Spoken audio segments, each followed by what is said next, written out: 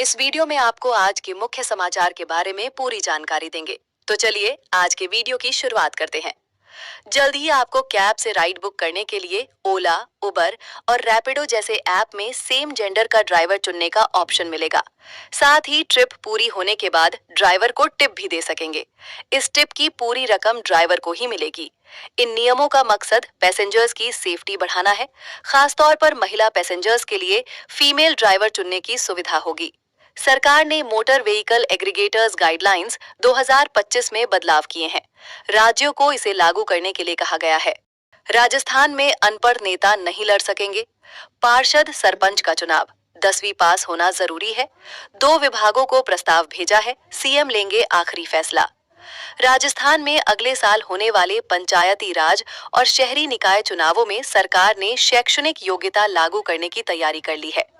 अनपढ़ों को पार्षद, सरपंच, मेयर, सभापति, नगरपालिका अध्यक्ष, प्रमुख, प्रधान, जिला परिषद मेंबर, पंचायत समिति मेंबर चुनाव लड़ने से अयोग्य ठहराने की तैयारी है। यूडीएच मंत्री ने शहरी निकाय चुनाव और पंचायती राज मंत्री ने चुनावों में शैक्षणिक योग्यता लागू करने का प्रस्ताव मुख्यमंत्री के पास मंजूरी के लिए भेजा है। प्रस्तावों में सरपंच के लिए कम से कम 10वीं पास होने की अनिवार्यता लागू करने का प्रस्ताव दिया है। पार्षदों के लिए 10वीं और 12वीं में से एक योग्यता लागू करने का प्रस्ताव है। पैन को आधार से लिंक करने की आखिरी तारीख 31 दिसंबर है।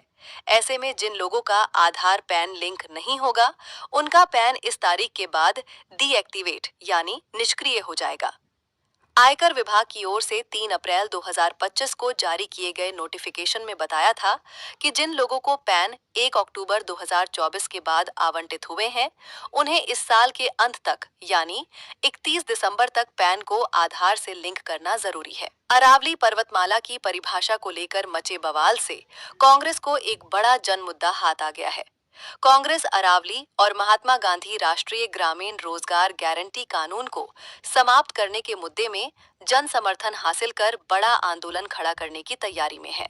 लोकसभा के नेता प्रतिपक्ष राहुल गांधी अरावली बचाने और मनरेगा को बहाल करने के लिए गुजरात के महात्मा गांधी के साबरमती आश्रम से यात्रा शुरू कर सकते हैं। हालांकि इस पर अंतिम फैसला कांग्रेस कार्य समिति CWC की 27 दिसंबर को होने वाली बैठक में किया जाएगा।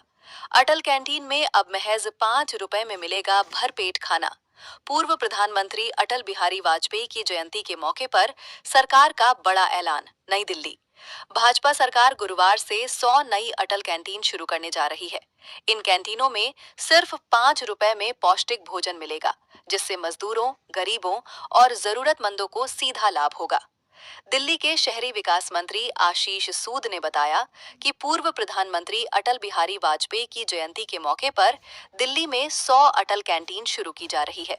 उन्होंने कहा कि ये भाजपा के चुनावी वादों में शामिल था और अब इसे जमीन पर उतारा जा रहा है।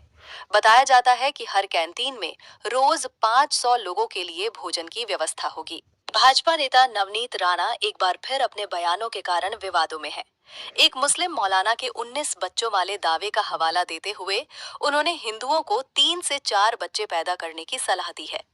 भाजपा नेता और पूर्व सांसद नवनीत राणा अपने तीखे और आक्रामक बयानों को लेकर अक्सर चर्चा में रहती हैं। इस बार भी उनका एक बयान सियासी हलकों में हलचल मचा रहा है। एक मुस्लिम मौलाना के कथित बयान का हवाला देते हुए नवनीत राणा ने हिंदुओं से कम 3 या 4 बच्चे पैदा करने की अपील की। इस बयान पर महाराष्ट्र राज्य अल्पसंख्यक आयोग के अध्यक्ष प्यारे खान ने कड़ी प्रतिक्रिया दी है। दिल्ली की मुख्यमंत्री रेखा गुप्ता ने बुधवार को कहा कि सरकार राजधानी में जेएनयू और इग्नू के परिसरों समेत 6 अतिरिक्त स्थानों पर वायु गुणवत्ता निगरानी स्टेशन स्थापित करेगी। उन्होंने बताया कि इससे डेटा आधारित प्रदूषण नियंत्रण उपायों को लागू करना संभव होगा। फिलहाल दिल्ली में 40 निगरानी स्टेशन कार्यरत हैं। देश भर में मौसम ने अचानक करवट ली है। कहीं बारिश और बर्फबारी हो रही है, तो कहीं शीतलहर और घना कोहरा परेशानी बढ़ा रहा है।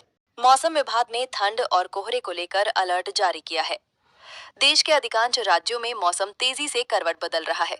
कहीं बारिश का दौर जारी है, तो कहीं घना कोहरा और शीतलहर लोगों की मुश्किलें बढ़ा रही है।